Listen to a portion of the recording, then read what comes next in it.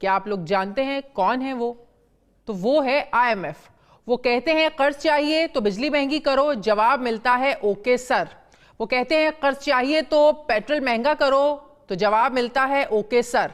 वो कहते हैं 300 अरब के टैक्सेस लगा दो, तो जवाब मिलता है okay sir. IMF do more कहते थक रहा है ना, हमारे हुक्मरान यस सर कहते थक रहे हैं। मगर अब हम लोग, आप लोग, अवाम, हम लोग जरूर थक गए हैं। हमें कर्ज चाहिए ताकि मुल्क को दिवालिया होने से बचाया जा।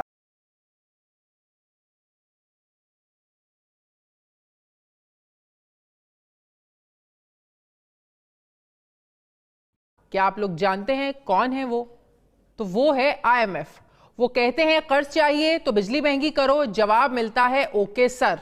वो कहते हैं कर्ज चाहिए तो पेट्रोल महंगा करो, तो जवाब मिलता है ओके सर।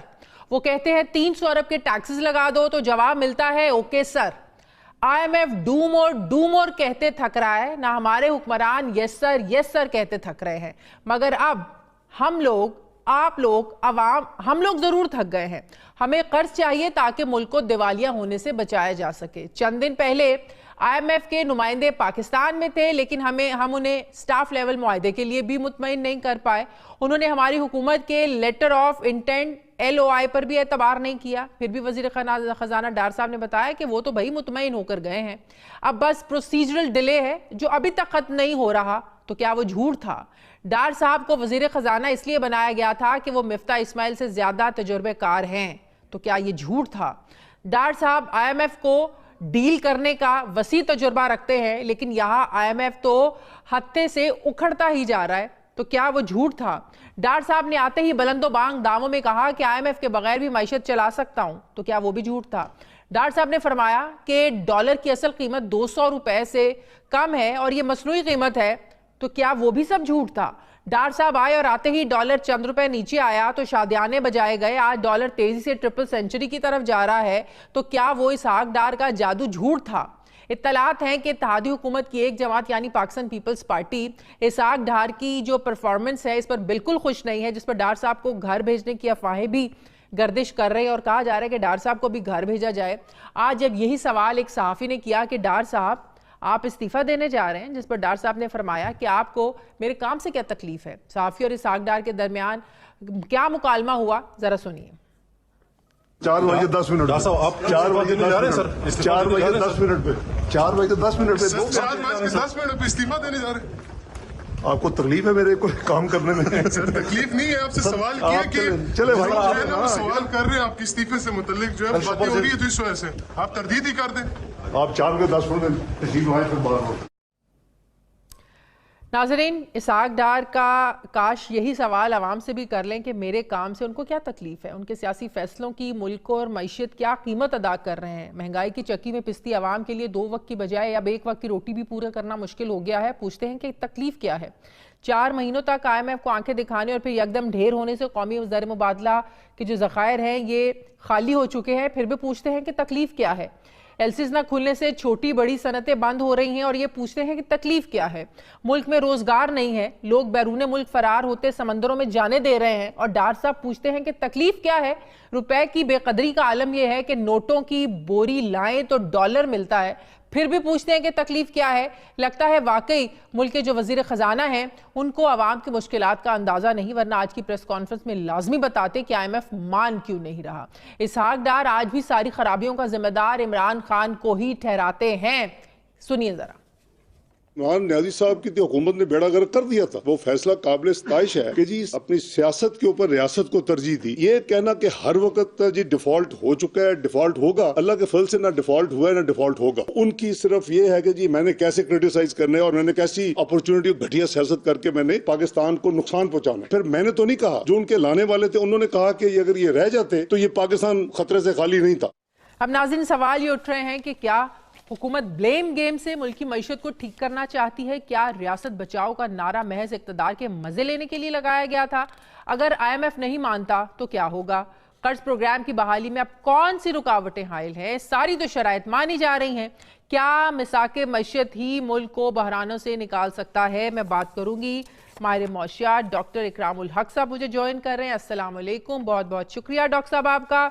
डॉक्टर साहब, महंगाई तारीख की बुलंद तरीन सतह पर है, शरह सूद तारीख की बुलंद तरीन सतह पर है, डॉलर बुलंद तरीन सतह पर है। खदशा है कि ये सिलसिला ऐसे ही जारी रहेगा। आईएमएफ से स्टाफ लेवल मुआहदा, क्या हम ये समझें कि जब तक वो नहीं हो जाता ये गैर यकीनी की सूरत हाल ऐसे ही रहेगी? जी शुक्रिया। दरअसल मईशत को जो बड़े बड़े चैलेंजेस दरपेश हैं वो नए तो नहीं हैं, मगर चूंकि इलाज अलामात का करते हैं और जो मसले की असल जड़ है जिसको वजह से अलामात जाहिर होती हैं उसको ठीक नहीं करते, तो फिर आपको पता है कि मर्ज तो बढ़ता जाता है, उसकी अलामात भी ज़्यादा शदीद होती जाती हैं। अफसोस की बात यह है कि ऑस्टेरिटी की बातें करना और फिर 75 मिलियन की नई डिमांड भेज देना कि जी मुझे आउट ऑफ बजट दी जाए, तो कॉल ऑफ फेल में बहुत तजाद होने की वजह से और मईशत के ढांचे को दुरुस्त ना करने की वजह से आईएमएफ को मुसलसल और फिर हमारे दोस्त ममालिक भी अब हम पे एतबार नहीं कर रहे हैं। वजह उसकी यही है कि जो पहले वादे किए गए थे वो भी पूरे नहीं किए गए, और आईएमएफ हो या ना हो हमें अपनी मईशत को खुद दुरुस्त करने के लिए अवाम को जो है कुछ उनकी हालात बेहतर करने के लिए जो फैसले लेने चाहिए थे वो तो नहीं लिए जाते। और ये पेट्रोल की कीमतें बढ़ाने से और अपनी एक्सचेंज रेट कम करने से और उसके रुपए की कदर कम करने से और हमारी जितनी भी शरह सूद को करने से, ये तो सारे फैसले मेरा ख्याल है कि मईशत को बजाय बेहतर करने की खराबी की तरफ लेके जाएंगे। जो डॉक्टर साहब, फरवरी में महंगाई की शरह 31% थी, स्टेट बैंक की मॉनेटरी पॉलिसी के मुताबिक अभी ये बढ़नी है, तो ये तो लगता है कि 36-37 पे चली जाएगी तो आवाम का तो कुछ उम्र निकल जाएगा। और फिर मूडीज के मुताबिक पाकिस्तान के पास अब दरामदाद के लिए बिल्कुल भी पैसे नहीं रहे हैं, हमारा ज़र मुबादला बिल्कुल ही खाली होता जा रहा है।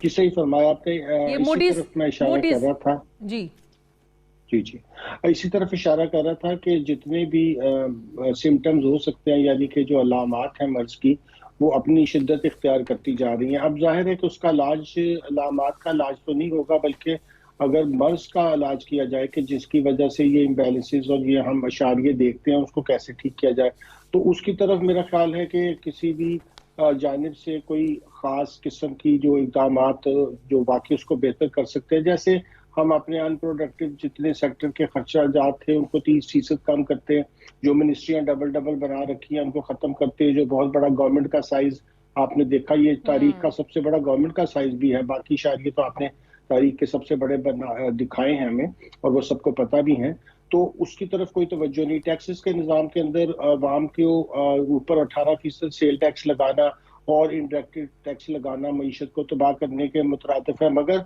जो 2 ट्रिलियन के टैक्स जो है मरात हैं उनको वापस नहीं लिया जाता है। जाहिर है वो जब तक आप उस ढांचे को ठीक नहीं करेंगे, किसी दुनिया की मईशत में ऐसा तो नहीं हो सकता कि पावरफुल तबकात को आप मरात देते रहें और गरीब लोगों पे टैक्स लगाते रहें और अपने गैर जरूरी अखराजात भी कम ना करें। तो जो बातें हम सुनते हैं टीवी पर और जो हम हकीकी सूरत हाल है जब उसका मुआवजा करते हैं तो पता चलता है कि ज़ुबानी जमा खर्च तो होता है, मगर अगर हमें वाकई आईएमएफ के प्रोग्रामों से निकलना है, यानी कि ये 22 दफ़ा हम आईसीयू में गए हैं दुनिया में, अब ऐसा थोड़ी होता है कि आप इतने ज़्यादा प्रोग्राम लें और फिर भी मरीज जो है वो आईसीयू में रहे। पर्पस तो उसका ये होता है कि फिर आप अपनी बहाली की तरफ जाए। लेकिन एक और समझ में नहीं आ रही है ना, हम शराइत भी मानते हैं, एक मान ली दूसरी शर्त आ गई, दूसरी मान ली तीसरी आ गई, इस सारी शराइत मानने के बावजूद हमारी आर्म ट्विस्टिंग क्यों कर रहा है IMF? जी जाहिर है कि वो जियोपॉलिटिकल सिचुएशंस तो नहीं रही जब हमें वेवर्स मिलते थे, जब हमें मराहत मिलती थी, तो दोनों पहलू हैं। मईशत का पहलू तो खराब है ही है, मगर साथ में अब जाहिर है कि वो हमारी आर्म ट्विस्टिंग भी करेंगे क्योंकि उन्हें अब हमारी ज़रूरत भी नहीं है। मगर सारी बातों का एक ही हल होगा कि अगर आप अपनी मईशत जो है उसको बेहतर कर लें तो फिर आप दूसरों की डिक्टेशन भी नहीं लेते हैं। तो हमें अपने हाउस को जो इन ऑर्डर करना है उसके ऊपर ज़्यादा बहस होनी चाहिए कि क्या इक़दाम ज़रूरी है। मसलन एग्रीकल्चर को हम बेहतर कर सकते थे आसानी से और उससे फिर हम एक्सपोर्टेबल सरप्लस निकालते, रादर देन हम अब कपास, हम गंदम, हम दालें, हर चीज़ बाहर से मंगवाते हैं। तो ये वो बड़ी बड़ी कमजोरियां, फिर आप देखिए इतने अरसे से हम एनर्जी का मसला नहीं हल कर सके हैं। जो लोग सार्फिन सही अदा करते हैं बिल, उन्हीं के ऊपर डाल दिया जाता है। जो चोरी होती है बिजली की वो भी हम ही उसका भुगतते हैं।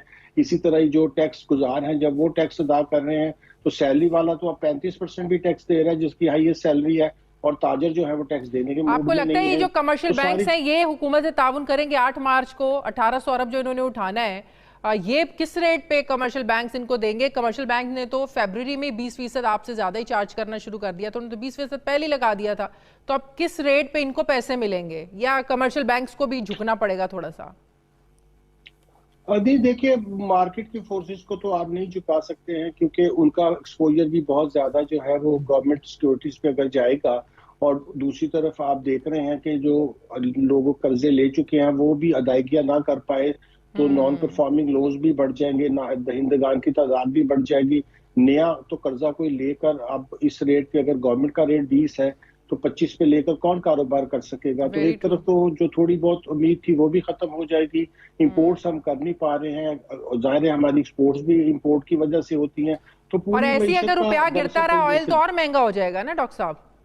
जी बिल्कुल बिल्कुल, ये भी आपने सही फरमाया। फिर इस जो डिवैल्यूएशन हुई है मैसिव, इसकी वजह से पेट्रोल की प्राइस में फिर एडजस्टमेंट करनी पड़ेगी। तो बहुत संजीदगी का मुजाहरा करने की जरूरत है मेरे ख्याल में, बजाय हम लोग गुस्से का इजहार करने के, एक दूसरे को ताने पे देने के, एक दूसरे को ब्लेम गेम करने के, अगर बैठकर सीरियसली सोचा जाए, क्योंकि हल तो मौजूद होते हैं मगर उनको करने के लिए पॉलिटिकल विल भी तो होनी चाहिए। पॉलिटिकल विल तो सिर्फ एक ही है कि एक दूसरे को गालियां दी जाए, एक दूसरे के ऊपर ब्लेम डाला जाए, और जो काम करने के हैं बस वो ना किए जाए। तो मेरा ख्याल है कि शख्सियात का मसला नहीं होना चाहिए, मसला होना चाहिए कि मुल्क के